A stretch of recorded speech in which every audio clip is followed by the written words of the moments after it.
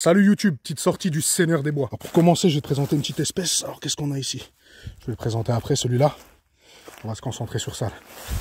Ça, je pense que tu l'as reconnu. Avec un chapeau bien gris comme ça là. Tu vois que les lames sont bien blanches, le pied plutôt grisâtre.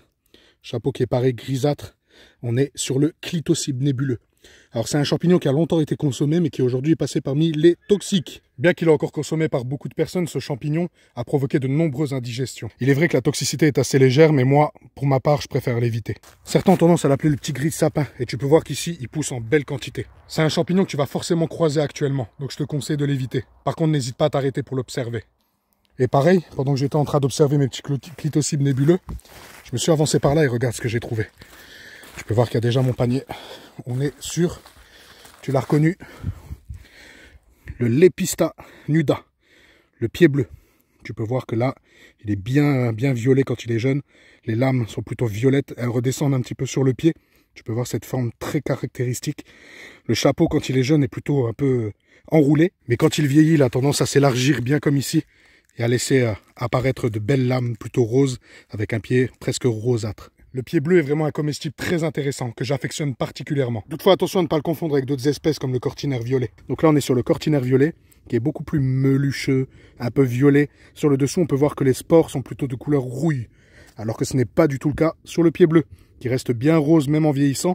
Malheureusement, le collègue, il avait aperçu une mouche à truffe, on n'a pas réussi à la suivre correctement. Par contre, il m'appelle sur une belle petite quantité de pleurotes. On va voir ce qu'il a trouvé. Il a trouvé les belles petites pleurotes qu'il y a ici. Alors là, tu peux voir, on est sur la pleurote en huître. Tu vois bien la forme du chapeau qui se rebaisse un petit peu. Un chapeau qui est bien gris. La pleurote en huître. La confusion vraiment qui est possible et qui est dangereuse, ça va être la pleurote de l'olivier, qui est beaucoup plus fauve. Sinon, tu risques simplement de la confondre avec la pleurote pulmonaire, qui elle aussi est comestible. Quand tu trouves de la belle pleurote sauvage comme ça, tu peux récupérer les spores pour pouvoir profiter de cette belle génétique et cultiver une variété sauvage à la maison. Je te montrerai plus tard comment faire une belle empreinte de spore, puis le développer sur un substrat pour pouvoir profiter des fruits. La petite découverte aussi très intéressante qui va être très fréquente actuellement, la magnifique chanterelle.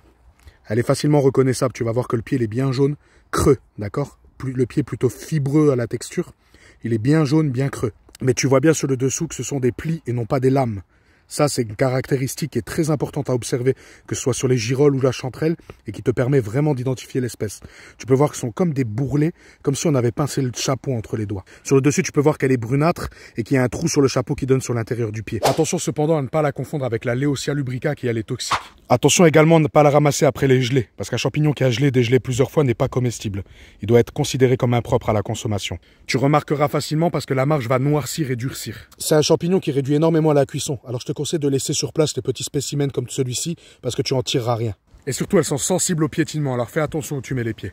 Là, je vais te montrer l'un de mes champignons préférés, qui est très fréquent actuellement. On est sur la Mucidule visqueuse. Alors là, elle est un peu vieillie, mais quand elle est jeune, elle est bien blanche. Elle est parfaitement comestible, mais classée sans intérêt à cause de sa texture. Celle-ci, va falloir l'extraire du sol pour savoir. On est soit sur la manite rougissante, soit sur la manite panthère, soit sur la manite épaisse.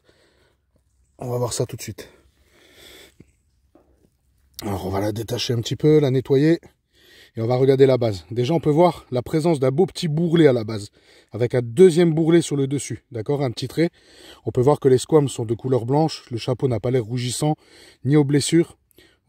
J'ai pas encore accès à l'anneau, qui a l'air plutôt absent pour le moment, ce qui est assez étonnant. Je pense qu'on est plutôt sur la manite panthère, qui est un toxique sévère. Donc le bourrelet permet d'exclure automatiquement la manite rougissante et la manite épaisse, d'accord, qui n'ont pas de bourrelet, qui auront plutôt une base en forme de bulbe.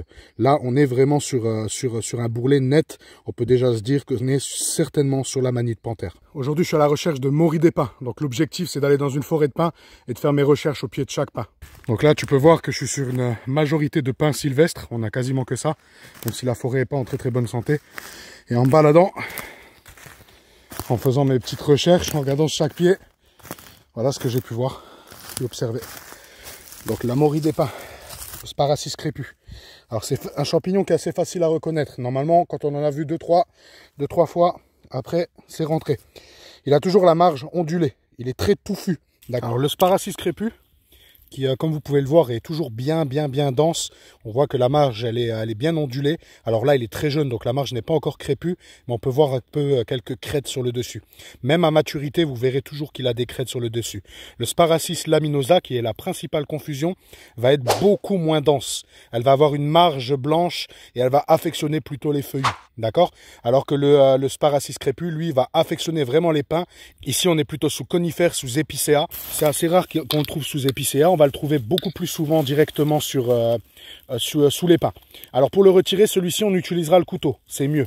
Ainsi, vous le retrouverez tous les ans poussé au même endroit. D'accord? Et ça vous permet aussi d'exclure toutes les parties terreuses comme ça qui sont beaucoup moins intéressantes. Donc on peut voir qu'il est bien dense, on peut voir qu'il est bien frais, on peut voir qu'il n'y a pas de taches blanches qui montreraient qu'il aurait été parasité et qui le rendrait totalement non comestible. Okay. Personnellement, le Sparacis crépus c'est mon champignon préféré. En tout cas, il est dans mon top 3 avec le coprin chevelu et le cèpe de Bordeaux, voire les autres cèpes. Donc celui-ci, je te garantis qu'il vient tout le temps dans mon panier.